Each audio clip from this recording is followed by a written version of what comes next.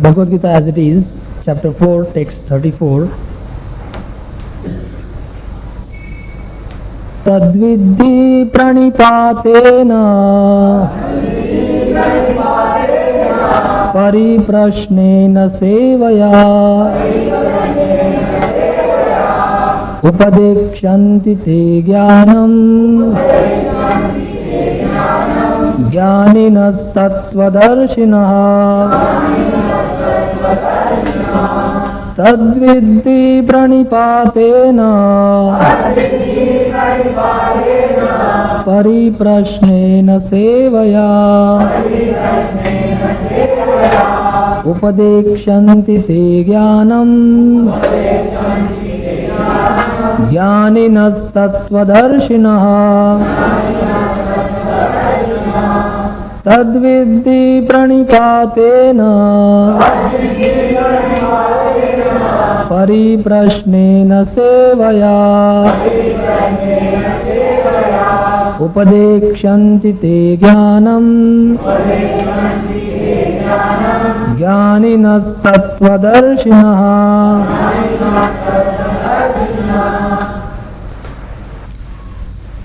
Please repeat after me the meanings of the different words. Tat, that knowledge of different sacrifices. Vidhi, try to understand. Pranipatena, by approaching a spiritual master. Pariprashnena, by submissive inquiries. Sevaya, by the rendering of service. Upadekshanti, initiate. Te, unto you. Jnanam, knowledge. Jnanina, the self-realized. Tattva, truth.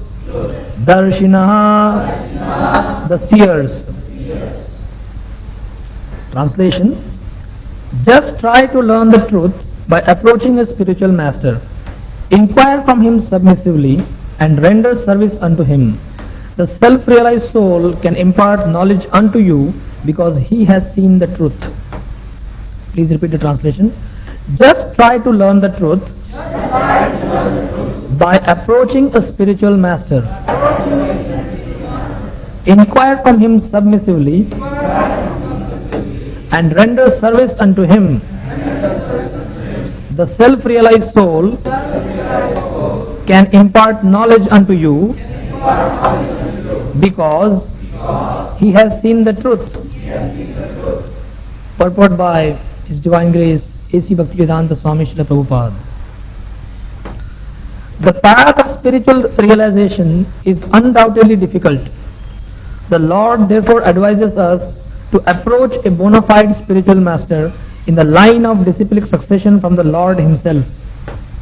No one can be a bona fide spiritual master without following this principle of disciplic succession.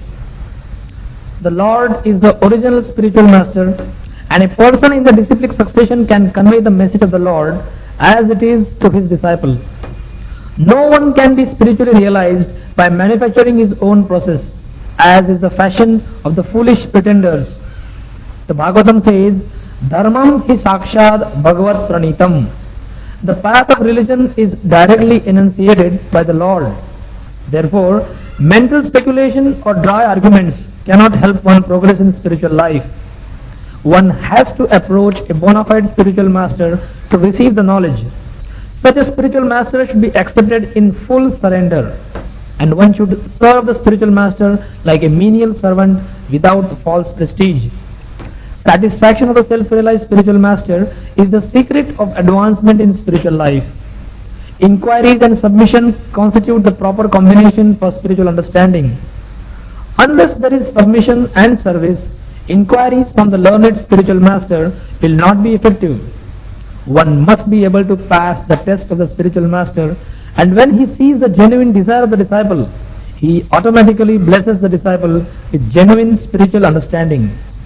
In this verse, both blind following and absurd inquiries are condemned. One should not only hear submissively from the spiritual master, but one must also get a clear understanding from him in submission and service and inquiries. A bona fide spiritual master is by nature very kind toward the disciple. Therefore, when the student is submissive and is always ready to render service, the reciprocation of knowledge and inquiries becomes perfect.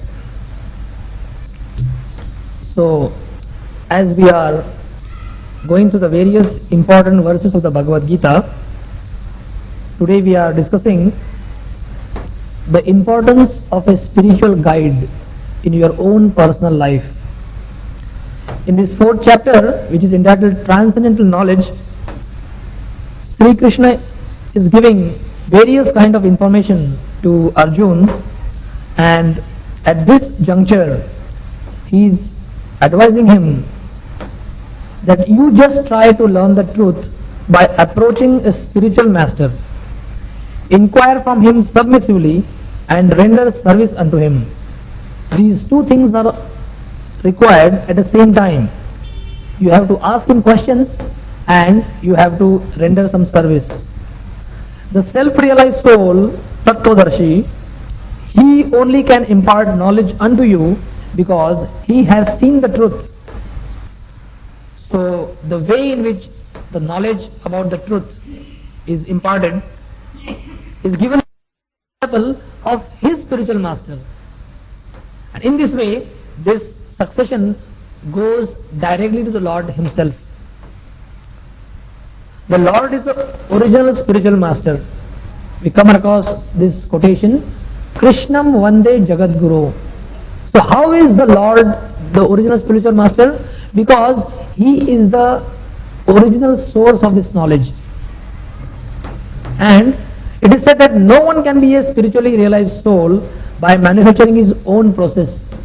You cannot say that I have come across this truth by my own means. This cannot be possible. You have to get this knowledge from this bona fide parampara or disciplic succession. We can understand this principle by in our everyday life by understanding how somebody gets an engineering or a medical degree. If at all somebody wants to become a doctor, he has to go to a college which is connected to a university.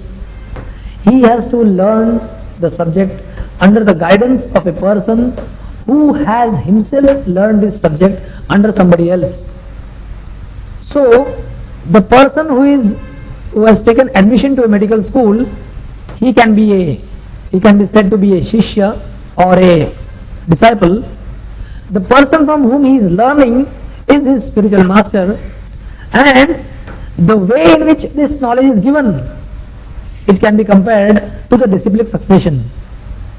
So if one person says, I got all my books from the market, I purchased all the medical books, I read them in my home, I have mastered them all, I know all the subjects thoroughly, therefore I can claim to be a doctor. But no one will believe him because there is no way to certify whether this person has really assimilated the knowledge. So similar is the case with spiritual life. You may say that all the books which are required for spiritual life are available in the market, but just by purchasing them and by reading them, you cannot get real knowledge. Two things are required: humble inquiry, pariprashnena, and sevaya, rendering some service. So therefore, the Srimad Bhagavatam says, Dharmam hi sakshat bhagavat pranitam. The path of religion is directly enunciated by the Lord. So this is the main definition of religion.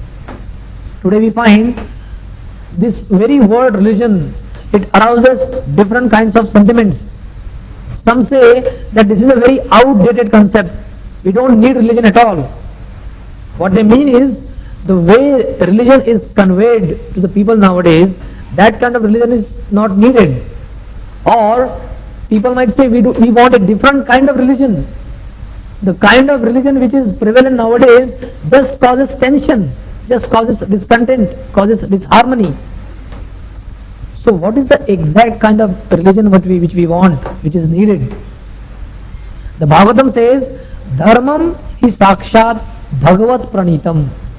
No one except the Lord himself can propound the principles of religion. This is the main concept which is said here. In fact, the Bhagavatam says, not even the great sages, not even the great demigods, no one knows actually what the principles of religion are, except the Supreme Personality of Lord himself. So, mental speculation or dry arguments cannot help one progress in spiritual life. Two things are given here. Mental speculation. If we don't know what is the actual truth, we try to speculate on our own. Just like we are all sitting in this temple room, if there is some noise outside, a big sound, we may try to guess, was it a bang, was it a firecracker, or was it a crash, whatever happened. So in this way, based on our own intelligence, based on our own experience, based on our mental capacity, we try to speculate.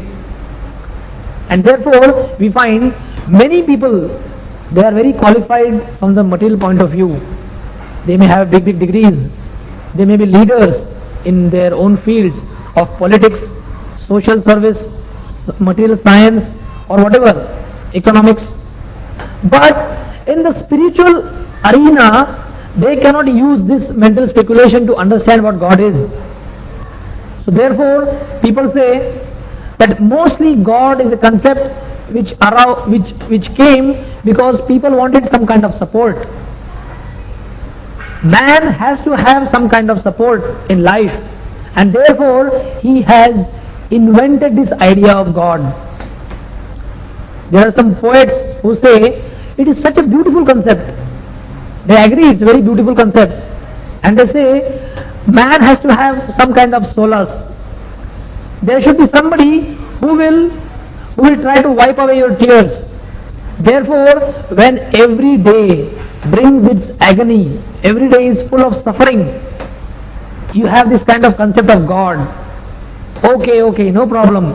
Today was a very bad day, but tomorrow this God will give you something.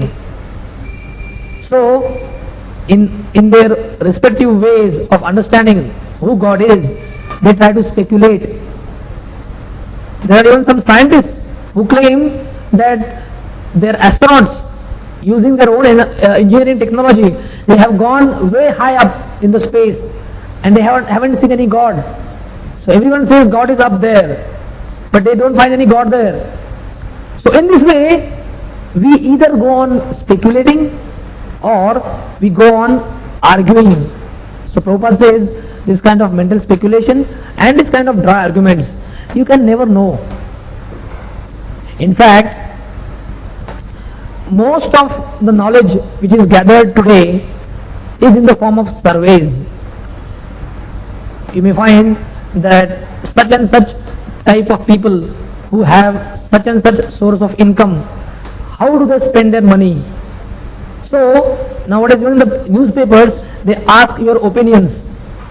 Such and such thing has happened in the government.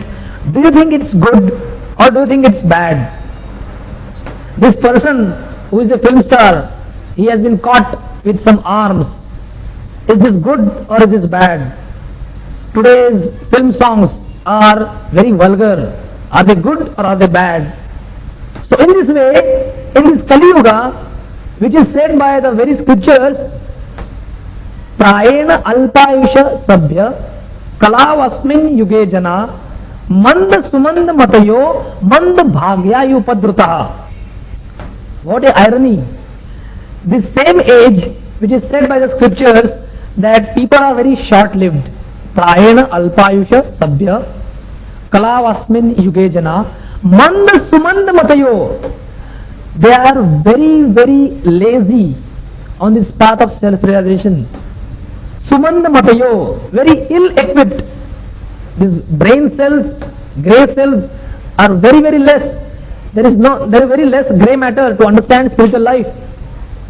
Mand bhagya, they are so unfortunate, and upadhrita, they are always disturbed by so many other kinds of factors, and still they want to understand just by getting each other's views.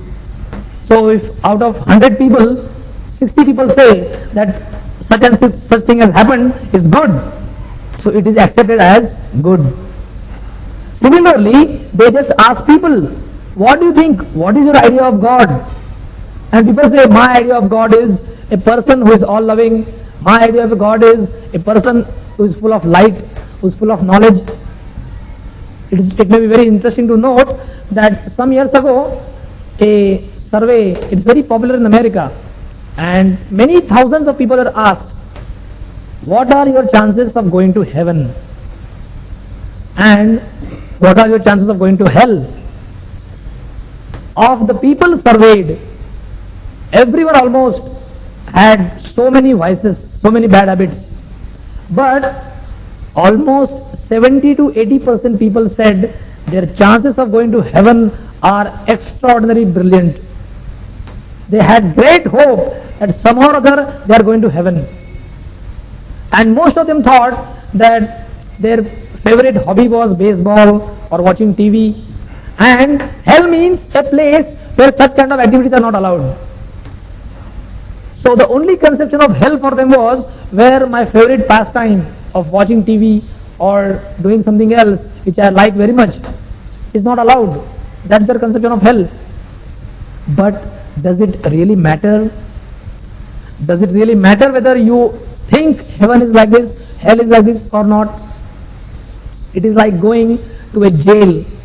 In a jail, everybody is a criminal, and asking the criminals, what is your idea of an ideal government? What is your idea? How should the police function? What do you think will be the answer? The only answer the criminals will give is, the police I like is who never catch me. So similarly, when we try to understand God by our own mental speculation, it is something which just our own senses, our own mind or our own false ego dictate. And therefore, this process of gathering knowledge is thoroughly discouraged. One has to approach a bona fide spiritual master to receive the knowledge. Such a spiritual master should be accepted in full surrender, and one should serve the spiritual master like a menial servant without false prestige. This is something which is very hard to swallow. We are all so conditioned that simply we don't like to serve somebody, much less as a menial servant. But the fact remains that the satisfaction of the self-realized spiritual master is the secret of advancement in spiritual life. This one point is so nicely explained in the lives of our Vaishnava Acharyas. Those great devotees who transformed the lives of millions of people, they themselves in their own spiritual life, they showed what is this actual surrender. For example, in the life of Sri Ramanujacharya, he had to go to his spiritual master and very humbly request him, can you please give me the Diksha mantra? Can you please initiate me? And that person said, well, you'll have to wait. Next time again, he very humbly went and said, can you please initiate me? This time also he said, wait. He had to go to him for 17 times to ask for initiation. And he was just testing him. And on the 18th occasion, he agreed. Similarly was the case of that great Gaudiya Vaishnava Acharya, who was the founder Acharya of the Gaudiya Mutt, Srila Bhakti Siddhanta Saraswati Goswami Maharaj. His father was Bhakti Vinod Thakur, who was accepted as a great Vaishnava.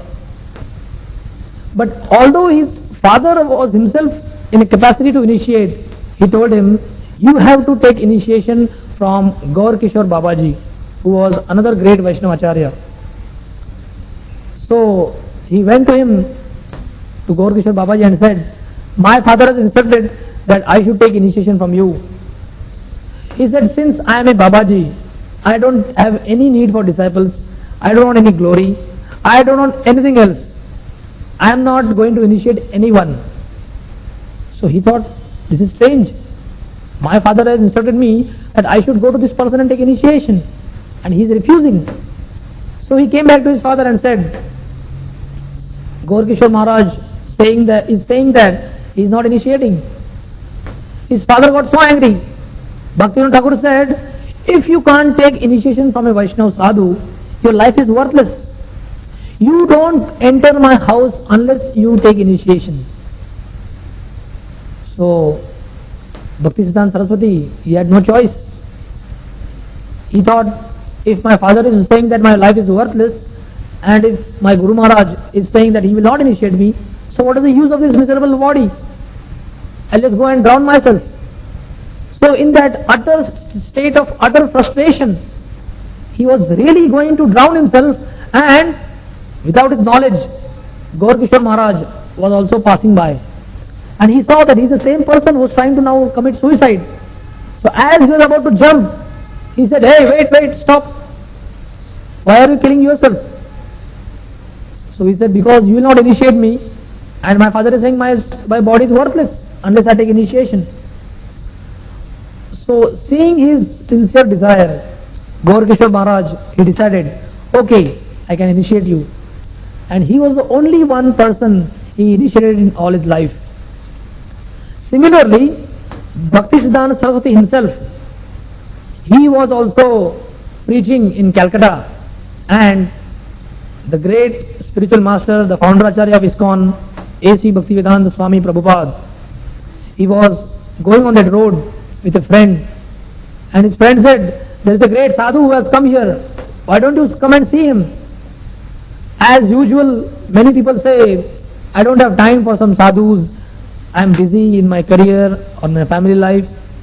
So his name at that time was Abhay Charan Day. So he said, look, I have seen enough of these sadhus. The year was 1922, so India was under British rule. So he said, what have these sadhus done for India? The only thing they do is just beg, just sit down and chant some mantra. So what is the use of these sadhus for us? But he said, no, this person is really very interesting person, he is very learned. I am sure you will really benefit by seeing him. And Abhay Charan was saying, no, I am not interested. So everybody was very amused to see two friends fighting over this small matter, and his friend was pushing and Abhay Charan was trying to just saying, leave me. But in the end, his friend prevailed. He said, we'll just go offer our obeisances and sit with him for 2 minutes, then we can leave. So Abhay Charan finally agreed.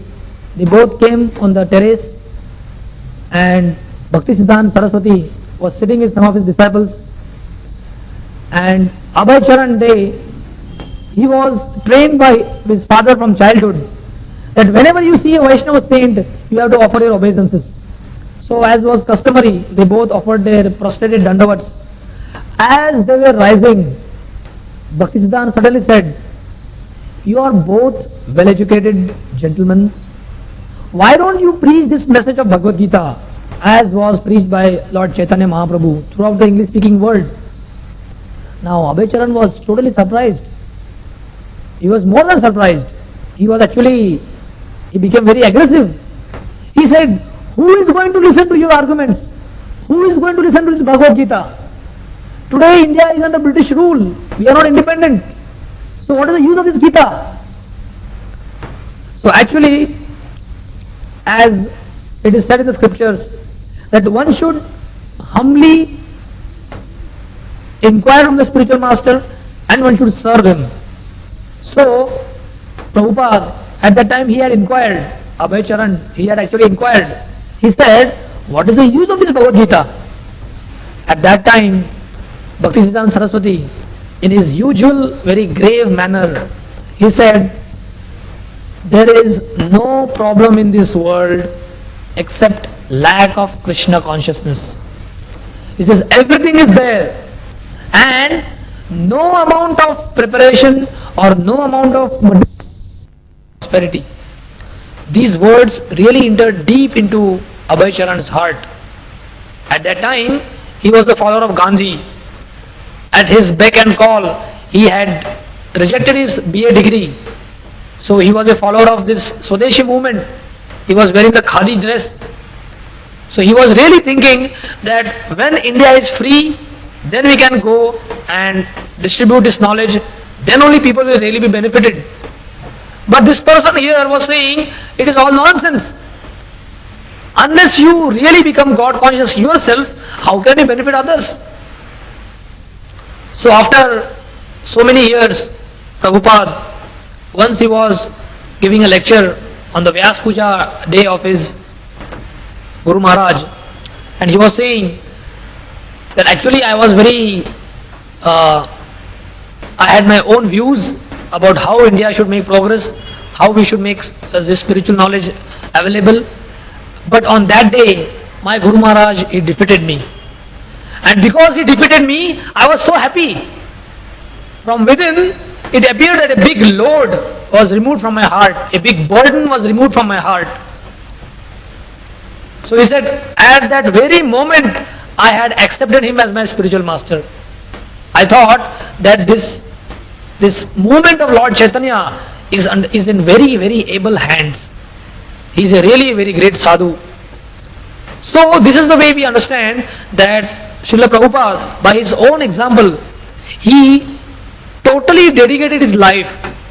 It was not that his Guru Maharaj, he called him and he said, now I am going to give you the mission of your life, which is going to make you famous, which is going to be a very great mission.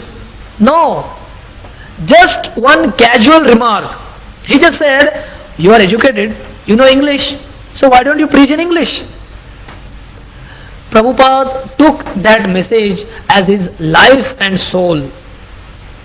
So here, it is said that inquiries and submission constitute the proper combination for spiritual understanding. Unless there is submission and service, inquiries from the learned spiritual master will not be effective. Many people like to ask questions, but mainly the questions are asked just to test the knowledge of the Guru. They just want to know, okay, what are your views on spiritual life? Or what are your views on what is God? Now these kind of inquiries, if your heart and soul is not into them, how will they benefit you? So just inquiries are not at all encouraged. Inquiries should be supported by the desire to render service. So these great acharyas, in their own life, they show how we should inquire and how we should render service. In fact, hearing from your spiritual master is so important that Prabhupada himself was used to say, unless you hear, how will you speak? It so happened that one day, Bhaktisiddhanta Saraswati, he was taking all his disciples and so many other people, devotees, on a circumambulating tour, a parikrama of Vrindavan. And they were camping in a village called Koshi. At that time it was about to, night was about to fall, and he started a lecture. After 1 hour, many people left. 2 hours, some more left. After 3 hours, many of the sannyasis and disciples, they had to do some work. Somebody had to tend some service or other. Somebody had to make some arrangements. So they also left. After about 4 hours, Srila Prabhupada was the only one who was just sitting very patiently below his spiritual master's seat and very intently hearing. So Bhaktisiddhanta Saraswati, when he was told that this person is Abhay Charan Day and he is regularly hearing from you, so Bhaktisiddhanta Saraswati remarked, yes, I know him. I know that he always likes to hear, he never goes away. So that is the basic qualification. Prabhupada was saying that I would just love to hear my Guru Maharaj speak. He would speak with such force, such clarity, that I would just think that let this message go deep into my heart. So therefore Prabhupada advises, one must be able to pass the test of the spiritual master, and when he sees the genuine desire of the disciple, he automatically blesses the disciple with genuine spiritual understanding. The spiritual master, when he blesses, doesn't mean that he has something of his own. It is said that the spiritual master is just like a peon or a postman. A postman may give you a check for 1 lakh rupees. He just sees this is an envelope, and on this envelope your name is written. So only thing he has to do is just give you your check. He is not the source of the check. When we say His divine grace, what does it mean? His divine grace doesn't mean that the spiritual master's grace. Of course, we see the grace coming through him, but he understands in his heart that this grace is coming from the Lord, but it is coming through my spiritual master. Therefore, even when the Lord enacts his pastimes, as Lord Ramchandra, he goes to Vasishtha Muni. As Lord Krishna, he goes to Sandipani Muni. And as Lord Chaitanya Mahaprabhu, he goes to Ishwara Puri. In fact, Lord Chaitanya Mahaprabhu is a very special incarnation. In all the previous incarnations, the Supreme Personality, he has a definite mission. He has to establish his identity as the Supreme. But in Lord Chaitanya Mahaprabhu's case, here the Lord has come in the form of his own devotee. Therefore, Chaitanya Mahaprabhu, he showed that he has such tremendous capacity for mental speculation, for dry argument. All these things which we already saw before, these things are very detrimental to spiritual life. Chaitanya Mahaprabhu exhibited them in full. In fact, at that time, which must be in the 15th century, 16th century, West Bengal, especially Navadvip, that area was full of so many pandits, so many nyayikas, so many smarta brahmans, that devotion to God or chanting the holy names of God was considered to be something terribly, terribly subordinate. No one liked these activities. There was a devotee called Kolavacha Sridhar. He and Advaita Acharya, Srivas Pandit, they would all engage in this congregation chanting of the holy name. Hare Krishna, Krishna Krishna, Hare Hare, Hare Ram, Ram Ram, Hare Hare. And they would have these kirtans at night. And all these neighborhood people, they would think, why are these people crying out all night? Don't they have food? Are they feeling so hungry that this Lord is not giving them food enough? And they would actually come and approach them in the morning and say, take this food, but stop this crying. What is the use of this chanting? So these devotees would feel so sorry that all this mental speculation, all this argument, this is like beating dry husk. A grain has a husk surrounding it. If you take away the grain and if you beat the empty husk, the only reward you gain is the trouble you undertake. So therefore, Chaitanya Mahaprabhu, when he advented himself in the beginning years, when he was called Nimai Pandit, he was such a great scholar. In fact, he would meet anybody on the street and he would say, okay, what does your Gautama Rishi say? What does your Kanada Muni would say?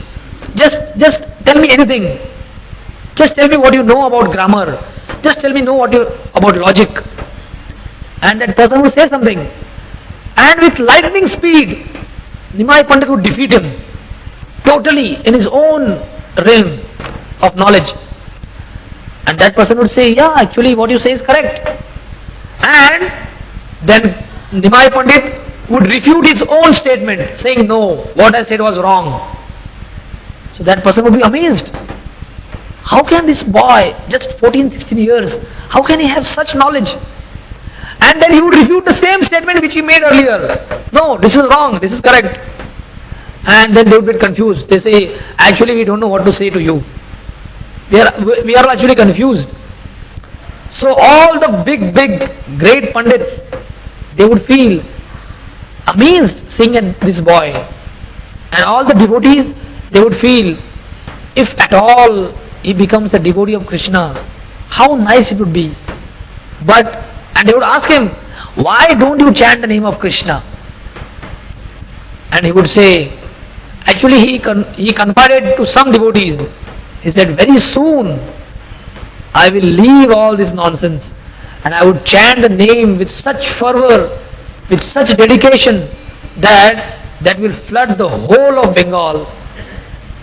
Actually at that time there was a Pandit, his name was Keshav Kashmiri. He used to call himself Digvijayi.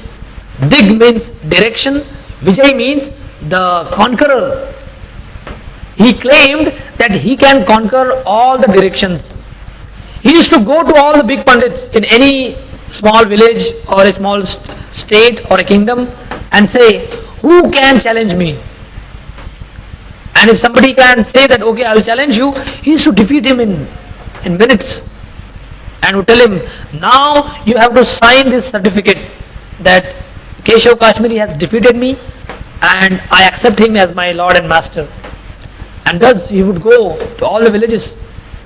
And one day he heard that there is a big Pandit, a big scholar called Nimai Pandit, who is in Bengal. So I should like to go and see what kind of knowledge he has. The moment the people, the Pandits of Navadvip heard that Nimai to Kashmir, Keshav Kashmir is coming, some of them said, well actually my daughter's marriage is now held in Orissa, so I have to go there. Somebody said, I have to see my relative who is sick and dying, I have to see him there. So by giving all kinds of flimsy excuses, most of them fled. Those who were remaining, they said, actually let Nimai Pandit face the Kashmiri first. If he gets defeated, there is no problem because he is a boy. And if he wins, somehow or other, actually it will increase our own prestige. Because if such a mere boy, if he can defeat Keshav Kashmiri, then how great would be the Pandits. So saying, they agreed that let Nimai Pandit face the scholar first. So as Keshav Kashmiri was coming along the road, he saw underneath the tree, there was a small boy, just 14 to 16 years old, but he was very effulgent. And he was talking to some students and he asked, who is Nimai Pandit? And they thought, what kind of funny question is this? Almost everyone knew who is Nimai Pandit. So he was saying, why don't you answer me, who is Nimai Pandit? So then Nimai Pandit very humbly said, my name is Nimai Pandit. Actually, people call me Pandit, but I am not a Pandit. So what can I do for you? So he said, so you are the Nimai Pandit. I think I would like to have a debate with you. So he said, actually I don't know anything. But if you want, we can start. So he said, okay, what should I do? The Ganges was just flowing nearby. So Nimai Pandit requested, why don't you describe this Ganges river? And with lightning speed, this Keshav Kashmiri, he delivered 100 impromptu verses. 100 verses describing the origin of the Ganges, the way it flows, so many metaphors and so many similes and so many figures of speech. And he said, so what do you make of this? Nimai Pandit was very grave, very silent, and he said, actually these verses are very nice. Actually only someone who has the blessings of Saraswati can do this. But there is a small hitch. The 67th verse has a fault. It has 5 faults and it has 5 ornaments. Ornaments means those figures of speech which decorate a verse in poetry. And he got so angry, he says, what nonsense you are speaking? There is no fault in any of the verses. He said, please sir, try to understand. You just said, you use the word Bhavani Bhartu. That means, Bhavani means the wife of Lord Shiva. So, Bhavani Bhartu means the husband of the wife of Lord Shiva. What does this mean? Does it mean that that Goddess Parvati is unchaste? She is the most chaste woman. This is a fault. And this time, this Keshav Kashmiri was flabbergasted. He didn't know what to do. And actually, Nimai Pandit said, not only with this verse, all the verses contain so many faults, unlimited faults. If you want, I can describe them. And this time he said he got a shock of his life. So he went back. He went to his room and he started worshipping his goddess Saraswati. He said, why did you defeat me? You had given me this blessing that no one except the Lord himself can defeat me. So why did you defeat me today? And as he lay on the ground, totally exhausted, she came in his dream and said, actually, he is the Lord whom I worship. So why are you so angry? Why do you feel dejected? This is the Supreme Lord himself who has come in his most magnificent golden avatar. So tomorrow you can go and just fall at his feet. So the next day Keshav Kashmiri came and he really totally surrendered at Lord Chaitanya Mahaprabhu's feet. So in this way, Chaitanya Mahaprabhu, as Nimai Pandit, he showed that mental speculation and dry arguments are of no avail whatsoever. They can never help you. And one day he said, I have to go to Gaya to offer oblations to my deceased father, and there, just by the excuse of doing the Shraddha ceremony for his father, he went and met Ishwar Puri, who was his spiritual master. And Ishwar Puri, he initiated him in the chanting of the holy name, the Maha Mantra. And after that, Chaitanya Mahaprabhu showed that only by the grace of Guru can you really make some progress in spiritual life. He actually was condemned by some of the sannyasis in Benares. They say, you are a sannyasi. Your only job is to study the Vedanta Sutra. Why are you chanting? Why are you dancing? So Mahaprabhu humbly replied. He said, my spiritual master said, you are such a fool that you will not understand this Vedanta Sutra. The only thing you can do is chant this Maha Mantra. And that's what I am doing. Similarly, we find that all these great acharyas, they have put so much faith in the order of their spiritual master. In fact, Srila Prabhupada describes that one day he was distributing some magazines in the streets of old Delhi, and he was giving these magazines from person to person. He went to a postman and he said, please take this magazine, it's very nice, it can really show you the way back home, back to Godhead. And that postman said, actually, people don't like to read these small magazines. If you write a book, that is some substantial work. People don't throw away books. And Prabhupada said, I knew this was my Guru Maharaj speaking. He actually wanted that I should write some literature. So now he is speaking to this person. And immediately he started this work of writing this commentary on the Gita, on the Bhagavatam and Chaitanya Charitamrita. So Prabhupada used to say, I never feel separation from my Guru Maharaj. Never do I feel that he has forsaken me or he has left. In fact, Prabhupada says, even the living entity never dies. So all these great acharyas who are Nitya Siddhas, ever liberated souls, how can they die? A Vaishnava never dies. So they all are living in the form of their sound representation.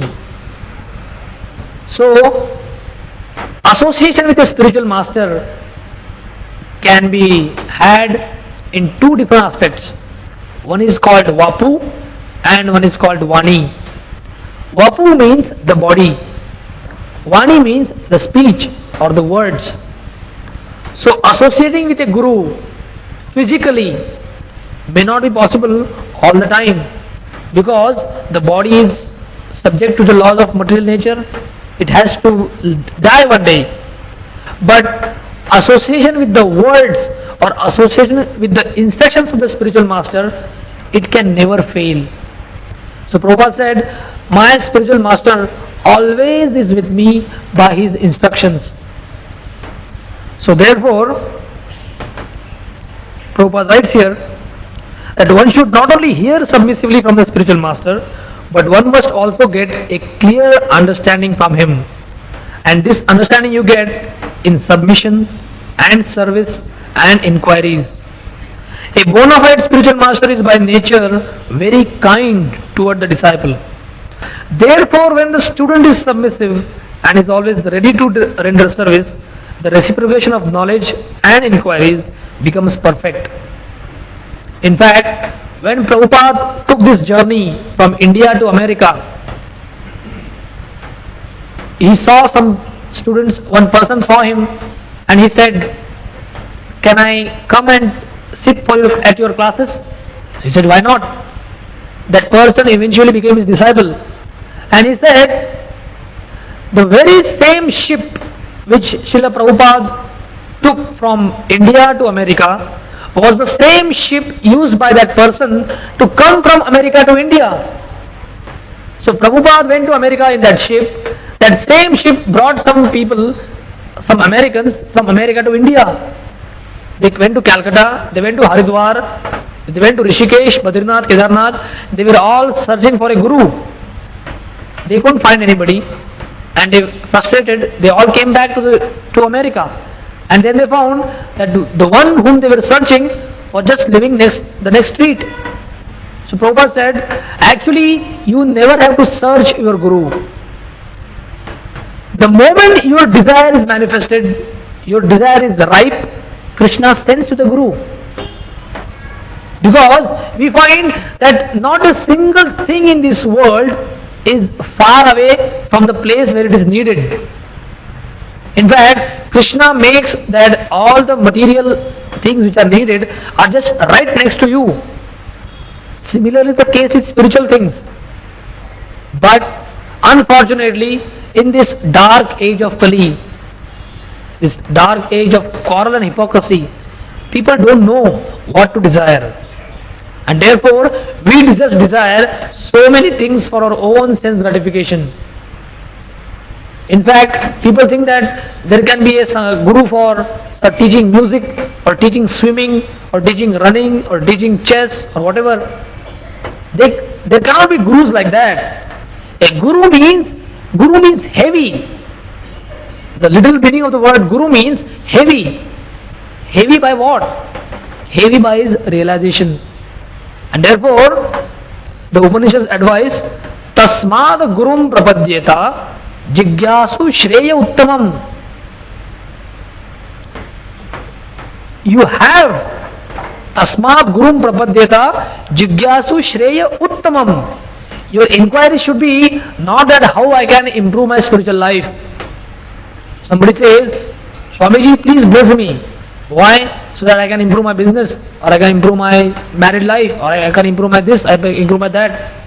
Jigyasu Shreya Uttamam. Your inquiry should be how I can improve my spiritual life. Uttama. Tama means darkness. This world is by nature dark. Therefore, your inquiry should be how I can attain that spiritual awareness, that spiritual existence. Only for that point, your spiritual inquiry should be directed. Shamit Prani Shrotriyam Brahmanishtam. The spiritual master should be, the disciple should be Brahmanishtam. He should need that kind of existence. So, in short, we just summarize what we learned today. In this verse from the 4th chapter, 34th verse, Krishna is advising, yet Arjuna, if you want to learn the truth, you have to approach a spiritual master.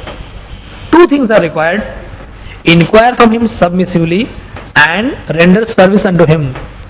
The self-realized soul can impart knowledge unto you because he has seen the truth. So, are there any questions? These Navagraha affects our life. Are they part of the spiritual life? his question is, these 9 planets, they affect our life. So is this spiritual life? Actually, in this universe, we are not cut off from any single point. We are affected by everything which is around us. So it's a fact that these planets can influence your life, but they cannot influence your spiritual life. Spiritual life means you take your life from the influence of these other factors and you place your life in the influence of Lord Krishna's personal energy. Therefore, those who don't place themselves at Krishna's lotus feet, they are called Duratmas. Krishna says, Mahatmanastu mam partha daivim prakrutim ashrita bhajanti ananya manaso, they bhajanti ananya manaso. So in order to get away from the influence of these Navagrahas, you have to put yourself under the influence of Lord Krishna's personal energy. That is devotional service. So it may be a fact that somebody may say, oh, because this planet is not good, my business is suffering or my family life is suffering. But the only sure remedy is, if you take to devotional service, they will stop influencing you. There is no need to worry about anything. It is just like a jailer or a jail warden. He may be flogging or he may be beating a criminal. But if you take yourself out of jail and you obey the law of the state, then the jail warden no longer troubles you. Because you have done something and you have put yourself under the influence of the jail person, the superintendent, therefore he is beating you. But if you obey all the laws, if you behave nicely, you take yourself out of the jail and he no longer influences you. Hare Krishna, what do we actually mean by rendering service? Well, rendering service means obedience.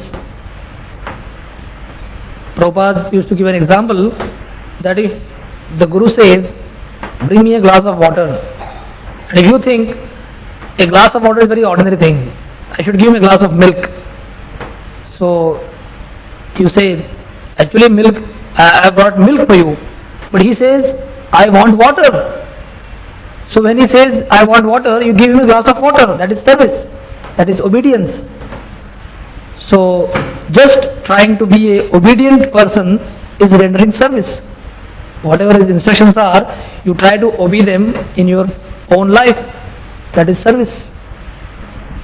I had no desire to have a guru. I didn't know anything about spiritual life at all.